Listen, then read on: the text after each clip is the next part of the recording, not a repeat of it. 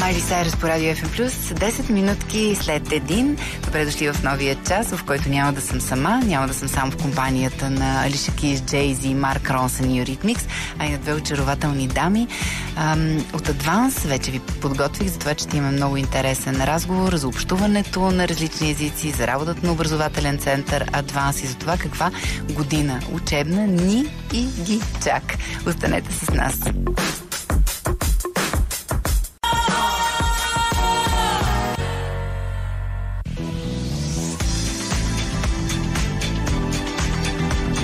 Това е Радио FM+, Джей-Зи, Алиша Кейс, нещо като новия химн на Ню Йорк спретнаха, 14 минутки след един. Очарователни дами в студиото, Дениса Сенова, академичен директор на образователен център Адванс и Мариела Кирчева, маркетинг директор. Здравейте, момичета, как сте? Здравейте.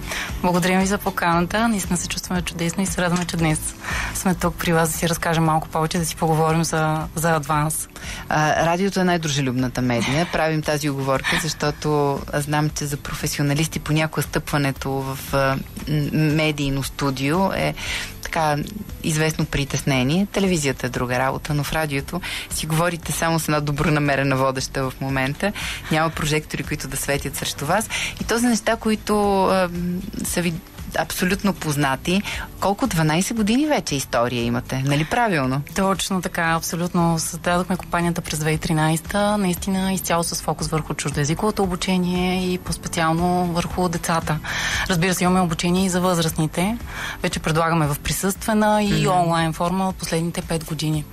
Фокусът ни е английски език, да. Разбира се, като от всяка точка по света буквално имаме курсисти. В София сме на много ключови места.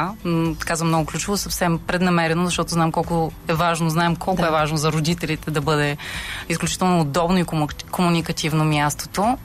Намираме се в квартал Лозенец, Плиска, Люлин, Младост, Каблешков и с над 10 училища, с които... 10 центъра им.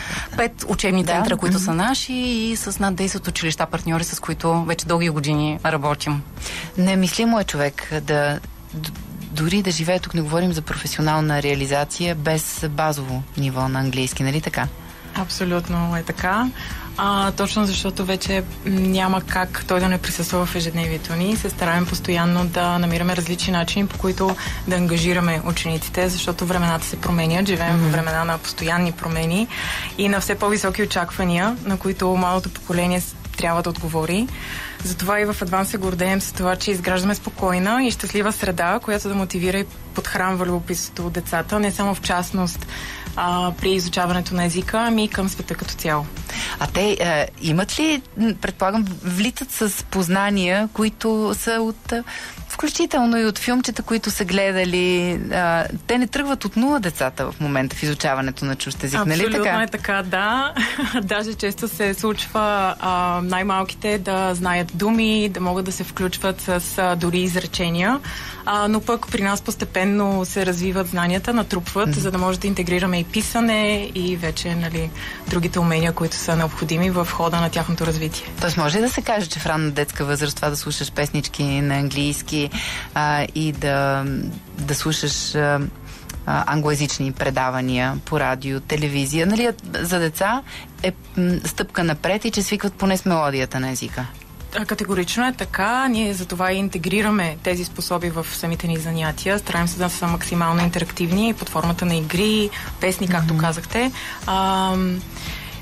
Така че, да, важно е. Категорично помага много. С колко малки деца работите? На каква възраст идват при вас децата? Най-малките ни ученици са на 6 години, 5-6 години. Съвсем манички, предучилищни, да. И след това завършват с сертификат. Да, категорично. Най-малките ни ученици, които получават сертификат, са втори клас. Вече последния, който е най-важен и се използва и за кандидатстване в университети, е в зависимост от старта на обучение по езика. Изготвяме индивидуален план за всяко дете и всеки ученик.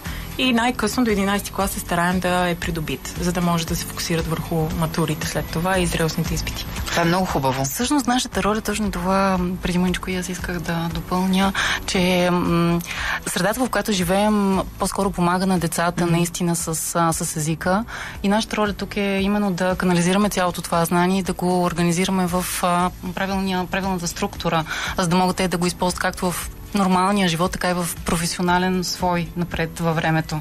И в училище, разбира се.